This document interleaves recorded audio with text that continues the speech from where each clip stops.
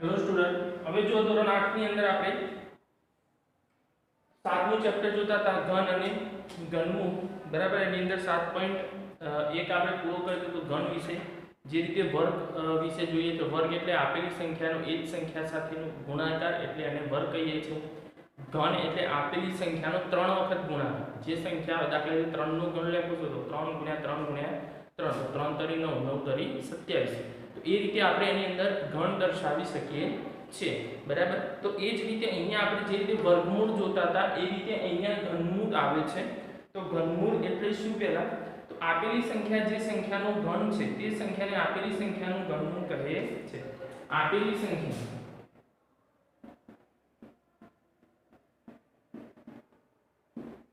તો આપેલી સંખ્યા, જે સંખ્યાનો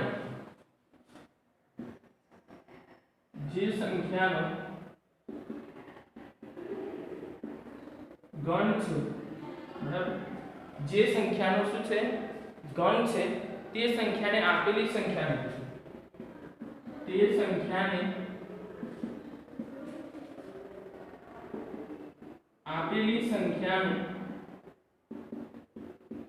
શું કહે છે? ઘનમૂળ કહે છે, બરાબર. તેને ઘનમૂળ કહેવાય. આપેલી સંખ્યાનો અને સંકેતની અંદર આપણે દર્શાવવું હોય, બરાબર. તો સંકેતની અંદર દર્શાવવા માટે તો આ રીતે આપણે ઘનમૂળનો સંકેત અહીંયા 3 લખવાનો. વર્ગમૂળની અંદર ખાલી આ રીતે ચિહ્ન કરીએ છીએ. આની અંદર એની અંદર 3 લખ્યા તો એને ઘનમૂળ કહેવાય. પછી 4 લખો તો ચતુર્મૂળ કહેવાય, બરાબર. 5 લખો તો પંચમૂળ કહેવાય. એ રીતે આપણે એની અંદર યાદ રાખવાનું છે કે જે સંખ્યા આપણે લખીએ એની અંદર સંકેતની અંદર આપણે લખીએ તો એને ઘનમૂળ આ રીતે કહી શકીએ. દાખલા તરીકે આ રીતે આપણે લખ્યું છે, અહીંયા 8 લખ્યા છે, એટલે આનો મતલબ થશે 8નું ઘનમૂળ. તો 8નું ઘનમૂળ કેટલું થશે? 2 થશે. 2 એનું ઘનમૂળ. તો એ રીતે આપણે કોઈ સંખ્યા આપી છે, બરાબર. તો એ સંખ્યાની અંદરથી આપણને જે સંખ્યા હોય એ સંખ્યાથી આપણે ખબર પડે 125. તો કેટલા થશે? 5 થશે. 729 તો કેટલા થશે? 9 થશે. તો આ રીતે આપણે જે સંખ્યા આપણને આપી છે એ સંખ્યાની અંદર ઘનમૂળ શોધવું હોય તો આ રીતે આપણે એની અંદર શોધી શકાય છે. હવે એને આધારે જો કોઈ પણ એકી સંખ્યાનું ઘન એકી સંખ્યા મળે અને બેકી સંખ્યાનું ઘન બેકી સંખ્યા મળે. પૂર્ણ વર્ગ ઋણ સંખ્યાનું ઘનમૂળ ઋણ સંખ્યા જ મળે છે. તો ઋણ સંખ્યાનું ઘનમૂળ ઋણ સંખ્યાનું ઘનમૂળ ઋણ સંખ્યા મળે છે. શું મળે છે? ઋણ સંખ્યાનું ઘનમૂળ ઋણ સંખ્યા મળે. જે સંખ્યા આપણને જે રીતે આપી હોય એ રીતે આપણે એ સંખ્યાનું ઘનમૂળ શોધી શકાય છે. હવે ઘનમૂળ શોધવા માટે કે આપણને ખબર છે કે જે સંખ્યાનું ઘનમૂળ શોધીએ, પૂર્ણવર્ગ સંખ્યાઓ જે રીતે આપણે લખી છે એ રીતે એની અંદર આપણે ઘનમૂળની અંદર પણ આ રીતે એને લખી શકાય છે કે જે સંખ્યા આપણને આપી હોય તેના પરથી આપણને ખબર પડી જાય કે એ સંખ્યા કેવી રીતે આપણે લેવાનું છે. અવિભાજ્ય અવયવની રીતે ઘનમૂળ શોધો, બરાબર. તો અવિભાજ્ય અવયવની રીતે ઘનમૂળ આપણે શોધવું છે. તો કેવી રીતે આપણે શોધી શકીએ? તો એની એક પદ્ધતિ આપણે જોવાની છે કે ઘનમૂળ શોધવા માટેની અલગ અલગ પદ્ધતિ આપણે ઉપયોગ કરવાનો હોય છે. તેની અંદર પહેલી પદ્ધતિ છે અવિભાજ્ય અવયવની રીતે. હવે અવિભાજ્ય અવયવની રીતે ઘનમૂળ શોધીએ આપણે કે કોઈ આપણને આપેલું હોય અને એનું અવિભાજ્ય અવયવની રીતે ઘનમૂળ શોધવું છે તો એને અવિભાજ્ય અવયવ પાડવાના. શું કરવાનું?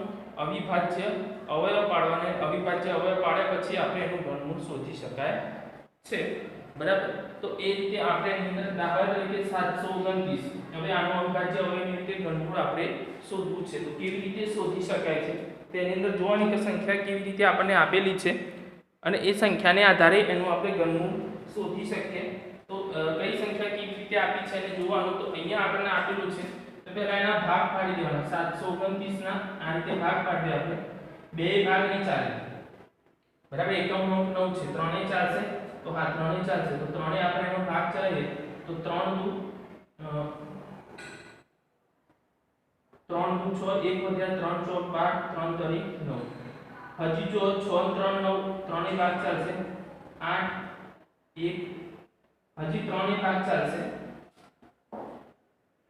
તો ત્રણે ભાગ એમ ચાલે છે તો કેટલા લખે છે અહીંયા 27 હજી ત્રણે ચાલશે તો કેટલા આવશે 9 ત્રણે 3 અને 3 એકા તો આપણે એના ભાગ પાડી દીધા તો જો 1 2 3 4 5 6 વખત 3 3 ગુણ્યા 3 ગુણ્યા 3 ગુણ્યા 3 ગુણ્યા 3 ગુણ્યા 3 3 ની જોડ 3 ની જોડ જે રીતે વર્ગમૂળની અંદર બે સંખ્યાની જોડ બનાવતા હતા એ રીતે આની અંદર સારી કેટલાની બનાવવાની છે ત્રણ સંખ્યાની જોડ બનાવવાની છે તો ત્રણ સંખ્યાની જોડ બનાય પછી આ રીતે ઘનમૂળના ચિહ્નની અંદર લખવાનું 3 નો ઘન ગુણ્યા 3 નો ઘન અને ઘનમૂળ ચિહ્ન નીકળી જશે એટલે 3 ગુણ્યા 3 બરાબર કેટલું થઈ ગયું 9 તેનું ઘનમૂળ કેટલું થશે 9 થશે તો આ રીતે આપણે અવિભાજ્ય અવયવી રીતે ઘનમૂળ શોધી શકાય છે આપણને જે સંખ્યા આપી હોય એ સંખ્યાનું આપણે ઘનમૂળ શોધવું છે તો અવિભાજ્ય અવયવી રીતે આ રીતે ઘનમૂળ શોધી શકાય જે સંખ્યાની અંદરથી આપણને ખબર પડી જાય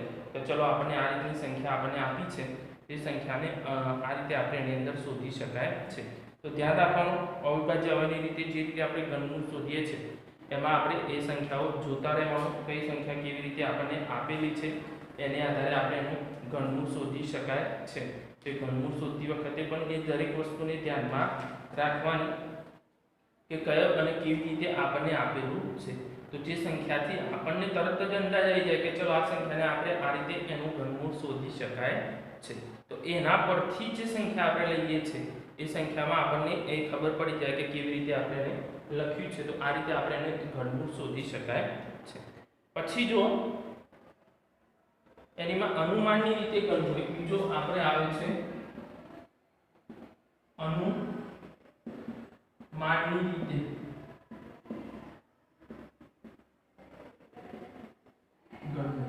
હવે અનુમાનની રીતે આપણે ઘનમૂળ શોધવું છે બરાબર તો અનુમાનની રીતે કેવી રીતે આપણે એ જે સંખ્યા આપી છે એનું ઘનમૂળ આપણે શોધી શકીએ એ આપણે જોઈએ તો એની અંદર જો દાખલા તરીકે 17576 એક રકમ લખું 17576 તો એ 17576 અહીંયા લખી દેવાની ત્રણ સંખ્યાની જોડ અહીંયા બે સંખ્યા વધી તો એમને આપણે એને લખી દીધી જે સંખ્યા આપણને મળતી હતી એ સંખ્યા આપણે હવે આ ત્રણ સંખ્યા એકમ દશક અને 100 ની જોડ બનાવી છે એની અંદર આપણે એકમનો અંક કેટલો છે 6 છે તો ઘન અને ઘનમૂળ કરવાથી મળતી સંખ્યાના એકમના અંકો તો એકમના અંકો આપણને ખબર છે કે 6 હોય તો એનો એકમનો અંક કયો મળે 6 જ મળે કયો મળે 6 બદલાય સામાં 2 હોય તો 8 થાય 8 હોય તો 2 થાય બરાબર 3 હોય તો 7 થાય 7 હોય તો 3 બાકી બધે એમને રહે છે તો 6 એકમનો અંક તો અહીંયા 6 લખું એ 17 છે એ 17 કયા બે ઘનની વચ્ચે આવશે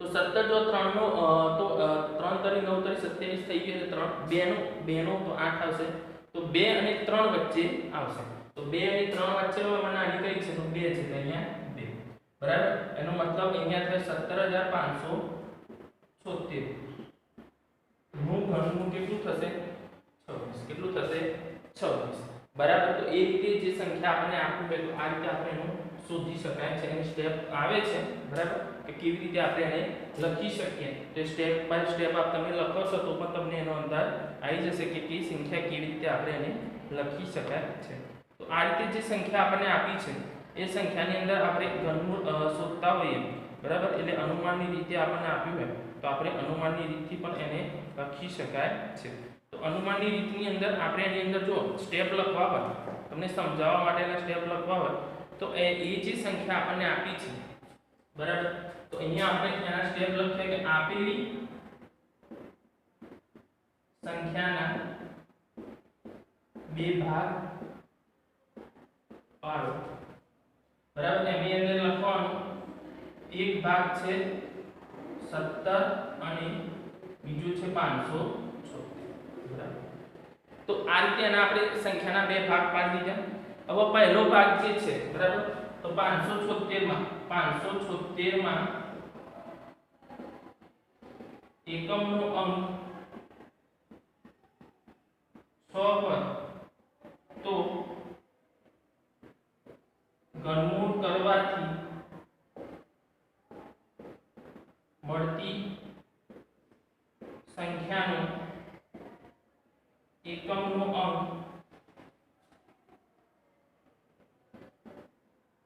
6 મળે, બરાબર. એકમનો અંક 6 મળી ગયો. હવે બીજા ભાગ 17 એ 2 નો ઘન અને 3 ના ઘન વચ્ચે આવતી સંખ્યા છે, તેમાં નાની સંખ્યા 2 છે તેને દશકના સ્થાને મૂકો, બરાબર. તો આપણે દશકના સ્થાને એને મૂકી. એકમનો અંક બરાબર 6 મળે છે, તેને એકમના સ્થાને બરાબર. તો 6 ને એકમના સ્થાને આપણે મૂકી દીધા, દશકના સ્થાને કેટલા મૂકી દીધા? 2 મૂકી દીધા.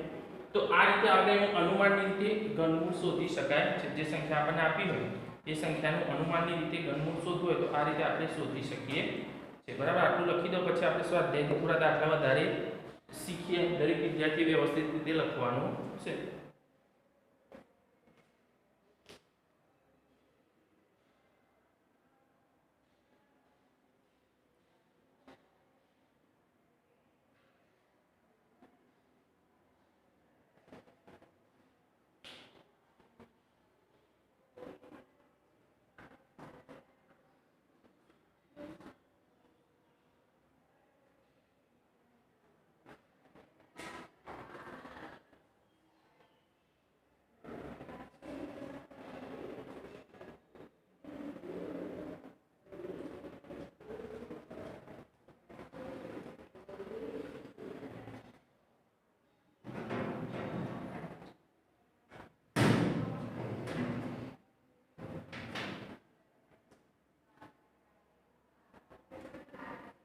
હવે જો આપણે સ્વાધ્યાય 7.2 જોઈએ તો એની અંદરથી આપણે વધારે ખબર પડશે કે કેવી રીતે આપણે એને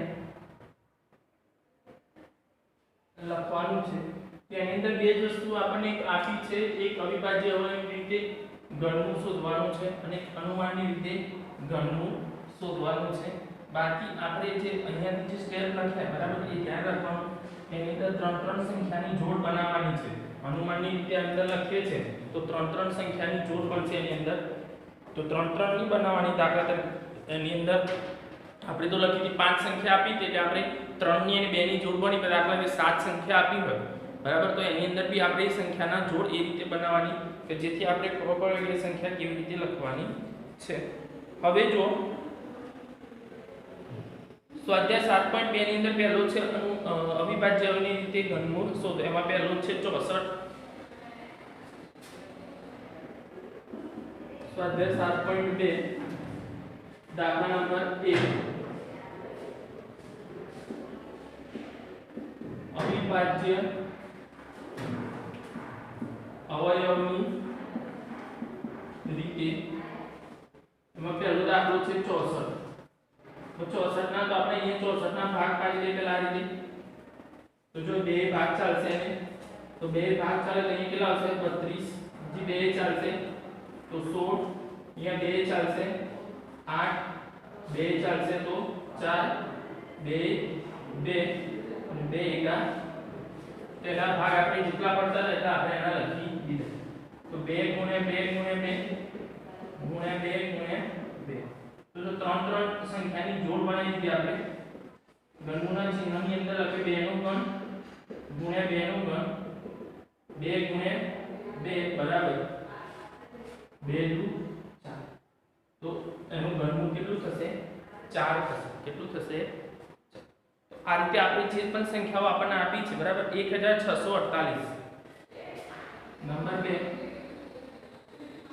2 સોરી 10648, બરાબર. તો 10648 નું આપણે એનું ઘનમૂળ શોધવું છે, બરાબર. તેનું ઘનમૂળ કેવી રીતે શોધી શકાશે આપણે જોઈએ એની અંદર. તો એની અંદર પહેલા બે ભાગ ચાલશે. કેટલા ભાગ ચાલશે? બે ભાગ ચાલશે તો આપણે અહીંયા લખી દીધી આપણે 10648 અહીંયા બે ભાગ ચલાવી આપણે તો બે અહીંયા લખી દીધા તો 5 3 2 અને 4 હજી બે ભાગ ચાલશે તો 2 દુ 4 1 વધે 2 6 12 1 વધે 2 6 12 અને 2 દુ 4 હજી બે ભાગ ચાલશે 1 3 3 અને 1 હવે બે ભાગ ચાલશે તો 3 એ જોઈએ 3 દુ 6 7 ને 8 3 એ ચાલે પણ તે 31 એ 11 નો ઘન છે તો અહીંયા લખીએ આપણે 121 11 ડાયરેક્ટ એનો ભાગ ચાલશે 11 અને 11 એકા બરાબર કે એના જે ભાગ પડે 2 ગુણ્યા 2 11 ગુણ્યા 11 ગુણ્યા ત્રણ સંખ્યાની જોડ બનાવી દીધી આપણે 2 નો ઘન ગુણ્યા 11 નો ઘન બરાબર 2 ગુણ્યા 11 દુ 22 આવશે એનું 22 આ રીતે આપણે એની અંદર ઘનમૂળ શોધી શકાય છે ગમે તે સંખ્યા આપણને આપી હોય બરાબર એનું ઘનમૂળ શોધવું છે તો આ રીતે આપણે એને શોધી શકીએ પછી આપ્યું છે 27000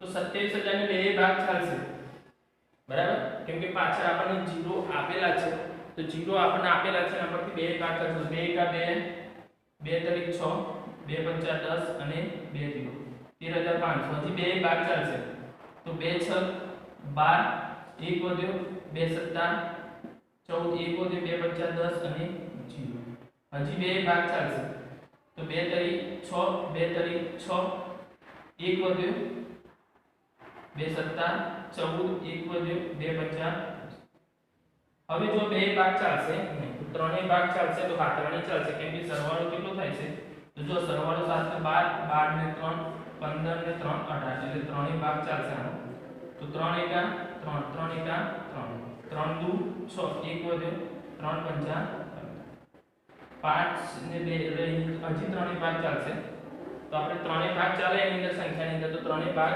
ચલાવવાનો જે સંખ્યાનો ભાગ ચાલતો હોય એ રીતે એનો ભાગ આપણે એને લખી શકાય છે તો એની અંદર જોવાનું આપણે કે કઈ સંખ્યાનો કેવી રીતે ભાગ ચાલે છે અને કેવી રીતે આપણે આપેલું છે તો એ જે સંખ્યા આપણને આપી છે એની અંદર જોવાનું કે ભાગ ચલાવતા હોઈએ તો એની અંદરથી આપણને ખબર પડી જશે કે કઈ સંખ્યા કેવી રીતે એનો ભાગ ચાલશે તો અહીંયા આપણને જે સંખ્યા તો જે ભાગ ચાલે છે એની અંદર જો આપણને જે સંખ્યાઓ આપણને આપી છે તે પૂર્ણઘન સંખ્યાઓ આપેલી છે કઈ છે પૂર્ણઘન સંખ્યાઓ આપણને આપેલી છે તો પૂર્ણઘન સંખ્યાઓ આપી હોય તો એની અંદર જે ભાગ આપણે પાડીએ છીએ તો એની અંદર જોવાનું કે કઈ રીતે હવે જો તો અહીંયા 3 તરી 9 2 વધે 3 સત્તા 21 બરાબર 1 વધુ 3 પંચા 15 હવે જોવાનું તો ત્રણેય ભાગ હજી ચાલશે એની અંદર તો ત્રણેય ભાગ છે તો 3 એકા 3 3 દુ 6 1 વધુ 3 પંચા 15 હવે ત્રણેય ભાગ ચાલશે તો કેટલા કરવો પડશે તો 5 કરવો પડશે તો 5 અહીંયાથી જે સંખ્યા આપણને આપી છે તો 5 થી લઈએ તો 5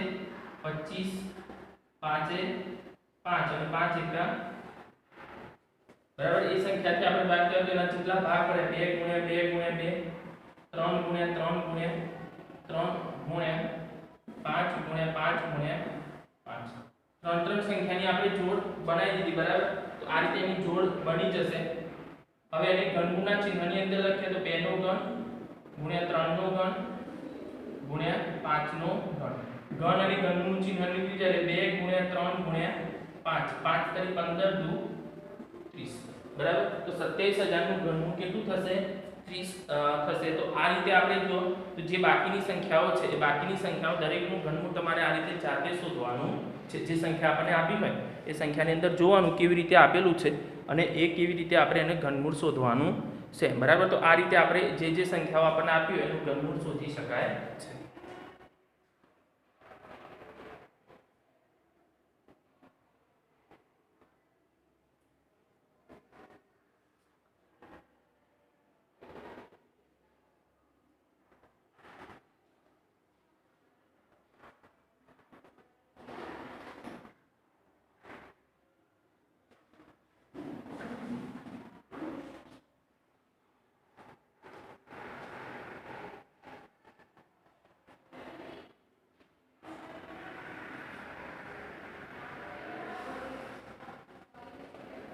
બાકીના દાખલા દરેક વિદ્યાર્થી જાતે કરશે અને આપણે વાત છે બરાબર, જેની અંદર જે ભાગ ના ચાલતો હોય એ સંખ્યાની અંદર કેવી રીતે આપણે ભાગ ચલાવવો દરેક વસ્તુને ધ્યાનમાં રાખી અને વ્યવસ્થિત રીતે તમારે એને પૂરું કરવાનું છે. જે ભાગ આપણને આપેલ છે એ ભાગ જોવાનો કે કયો ભાગ કેવી રીતે આપેલ છે બરાબર.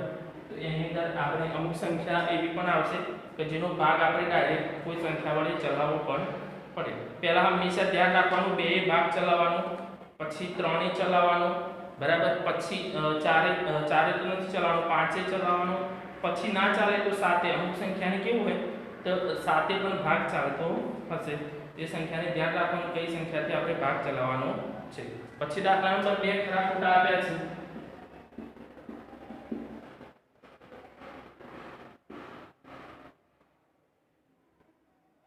એમાં પહેલું ડાયરેક્ટ પૂછું જવાબ તમારે લખવાનું છે. એની અંદર એ વાક્ય લખીને પછી જવાબ લખવાનો. કોઈ પણ એકી સંખ્યાનો ગણ બેકી સંખ્યા, કોઈ પણ એકી સંખ્યાનો ગણ બેકી સંખ્યા હોય તો ખોટું. એકી સંખ્યાનો ગણ હંમેશા એકી સંખ્યા જ હોય. એ આપણે કહે છે કે એકી સંખ્યાનો ગણ એકી સંખ્યા અને બેકી સંખ્યાનો ગણ બેકી સંખ્યા હોય છે તો ખોટું. બીજો છે પૂર્ણગણ સંખ્યાના અંતિમ બે અંકો શૂન્ય ન હોય. તો અંતિમ બે અંકો શૂન્ય ના હોય તો કેટલા હોય? 3 અંકો હોય તો એ ખરું છે. બે અંકો શૂન્ય હોય નહીં બરાબર, એની અંદર 3 અંક શૂન્ય હોય છે. પછી ત્રીજું છે જો કોઈ સંખ્યાનો વર્ગ કરતા એકમનો અંક 5 હોય તો તેનો ઘન કરવામાં મળતી સંખ્યાનો એકમનો 2 અંક 25 મળે તો એ ખોટું. આવું હંમેશા બનતું નથી બરાબર, એ ખોટું છે. વર્ગની અંદર બને છે, ઘનની અંદર બનતું નથી. કે 15 નું ઘન આપણે જોઈએ છે તો 15 નું ઘર આપણે લઈએ તો તે 3375 બરાબર. તો એનો એકમના એને દશકનું એકમનો અંક તો 75 થાય છે, 25 થતા નથી બરાબર.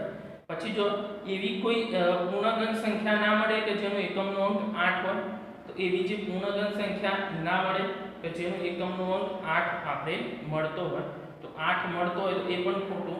તો એનો એકમનો અંક કોઈ દિવસ 8 મળતો નથી. જે સંખ્યાની અંદર આપણે જોઈએ એનું ઘનમૂળ કરીએ છે ઘન કરીએ છે તો ઘનની અંદર એકમનો અંક કયો નથી મળતો તે આપણને એ જે સંખ્યા આપણે જોઈએ છે કે કઈ સંખ્યાથી કેવો મળે છે તો એની અંદરથી 8 મળતો.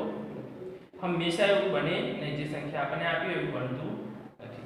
પછી જો બે અંકોવાળી સંખ્યાનું ઘન કરતા મળતી સંખ્યા 3 અંકની પણ હોય બરાબર તો એ ખોટું. 2 અંકની હોય તો એનો 3 અંક આવે નહીં, એ ખોટું છે બરાબર. 2 અંક હોય તેના 3 અંક આવશે નહીં, 2 ના 1 અંક આવે બરાબર પણ એ 3 અંક આવે જે સંખ્યા આપણે લીધી છે બરાબર.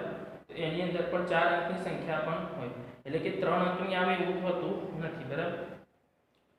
પછી જો છઠ્ઠા નંબરનું જે છે 2 અંકવાળી સંખ્યાનો ઘન કરતા 7 કે તેથી વધુ અંકોની સંખ્યા પણ મળે છે બરાબર. તો એ પણ ખોટું. 7 કરતા એની વધુ મળતી નથી, એ પણ ખોટું.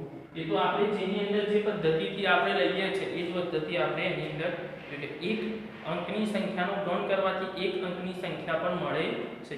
તો 1 અંકની સંખ્યાનો ગણ કરવાથી મળતી સંખ્યા 1 અંક પણ હોય છે. એ ખરું છે. શું છે? ખરું કે હા એવું બની શકે 1 અંકની સંખ્યાથી આપણને 1 અંક મળે છે. હવે અહીંયા આવ્યું અનુમાન ની રીતે ગણનું શોધવાનું આવે છે બરાબર. તેની અંદર આપણે જો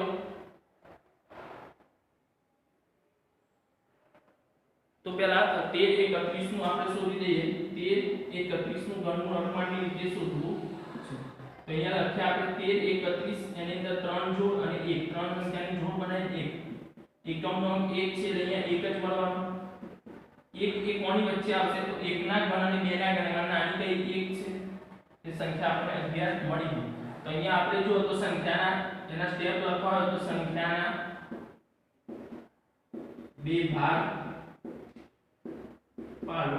તેની અંદર 1 અને 331 બરાબર. 331 માં એકમનો અંક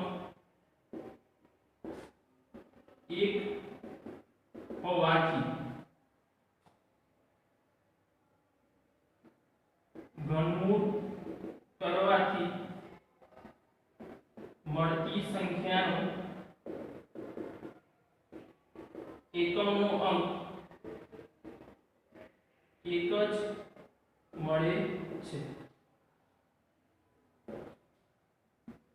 તેથી એકમના સ્થાને કયો આવશે? 1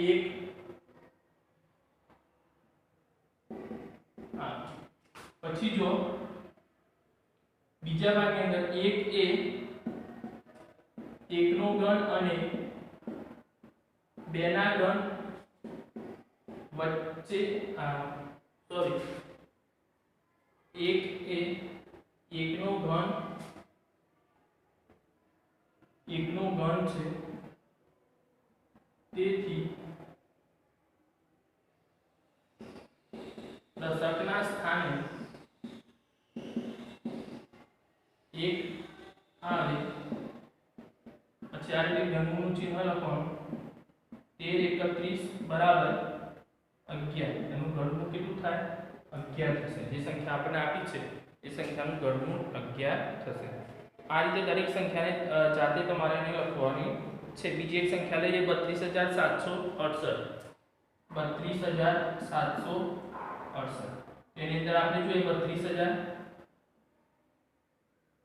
32768 એમાં 768 નો 32 નો ભાગ પડશે.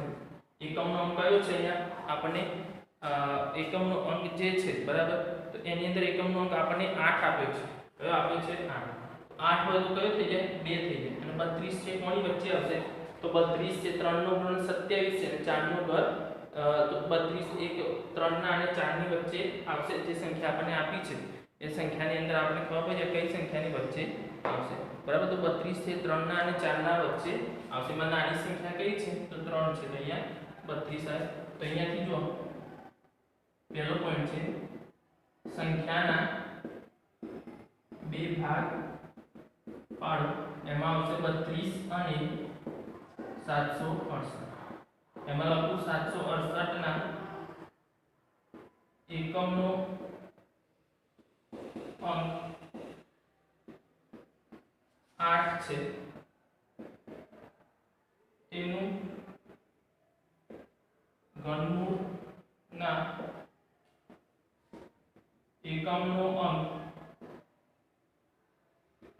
2 થાય, તેથી એકમના સ્થાને કેટલા મૂકવાના? 2 આવે. પછી લખવાનું 32 એ 3 નો ઘન અને 4 ના ઘન વચ્ચે આવતી સંખ્યા છે, જેમાં નાની સંખ્યા 3 છે, તેથી દશકના સ્થાને 3 આવે. પછી માટે ઘનમૂળ લખી દેવા આપણે કયું છે? 32768 બરાબર 32. તેનું ઘનમૂળ કેટલું થશે? 32 થશે. તો આ રીતે આપણે એનું ઘનમૂળ શોધી શકાય. બાકીના બે જે રહ્યા 4913 12167 એનું ઘનમૂળ તમારે દરેક વિદ્યાર્થીએ જાતે કરવાનું છે બરાબર. અહીંયા આપણે આ છઠ્ઠું જે 7મું ચેપ્ટર છે તમારું એ અહીંયા પૂરું થાય છે. દરેક વિદ્યાર્થી વ્યવસ્થિત રીતે સારી અક્ષરે વ્યવસ્થિત લખવાનું, જે દાખલા મેં જાતે આપ્યા છે એ જાતે પણ એ દાખલા કરવાના છે. અહીંયા સુધી દરેક વિદ્યાર્થીએ પૂરું કરી દેવાનું રહેશે બરાબર.